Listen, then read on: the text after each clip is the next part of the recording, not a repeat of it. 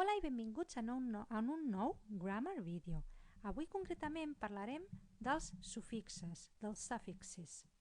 Mireu, els sufixes són trossets de paraula que s'afegeixen al final d'una altra paraula per crear una nova. Aquí tenim a l'esquerra 4 paraules i a la dreta tenim el resultat d'aquestes paraules havent afegit un sufixe. Fixeu-vos, què hem afegit aquí?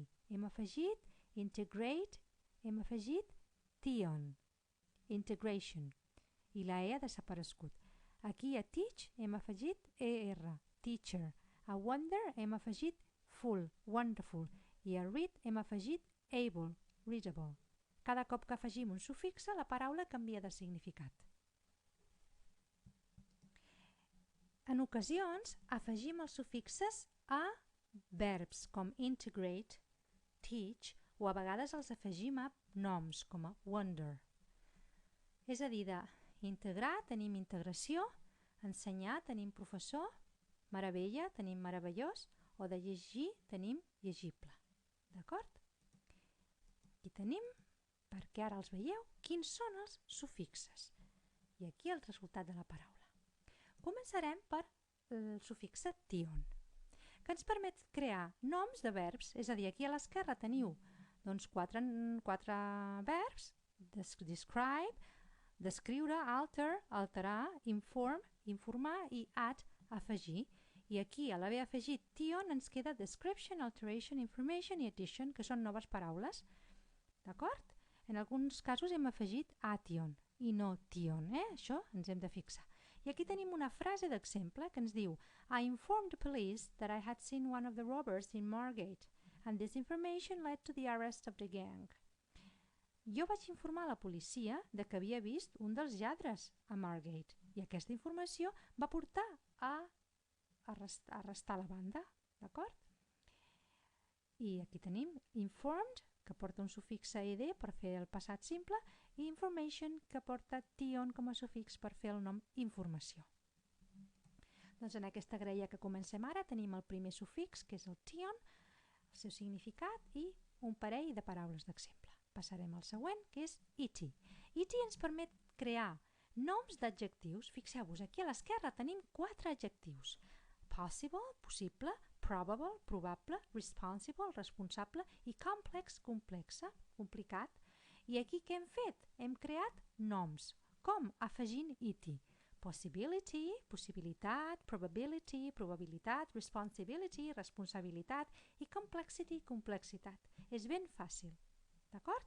I aquí tenim unes frases que són una mica complicades, però és que els sufixes i els prefixes s'aprenen quan estudies l'anglès en un nivell una mica més avançat i per això les frases com aquestes tenen passives o un vocabulari més complex. It was a complex operation, but such complexities are common in cardiac surgery. Va ser una operació complexa, però aquestes complexitats són comuns en una operació cardíaca. I was given a great deal of responsibility in my new job. Se'm va donar un alt grau de responsabilitat a la meva nova feina. I aquí tenim a la graella resum dels sufixes el següent, iti i amb uns exemples. I ja passem al tercer, que seria nes, un dels sufixes que més us trobareu. Bastant fàcil, per cert, perquè ens permet crear noms d'adjectius, és a dir, sabem que tenim adjectius i podem afegir nes per crear un nom. Happy, happiness, sad, sadness, weak, weakness, ready, readiness, tidy, tidiness. Què és el que hem de tenir en compte? Doncs que a vegades, com per exemple quan els adjectius acaben amb Y i davant tenen una consonant, aquesta Y es canvia per una I llatina. Però això ja esteu acostumats perquè quan heu fet el comparatiu, el superlatiu i altres formes verbals, amb ING per exemple, doncs això ja passava. Everybody deserves happiness in their life. To be happy is a basic human right.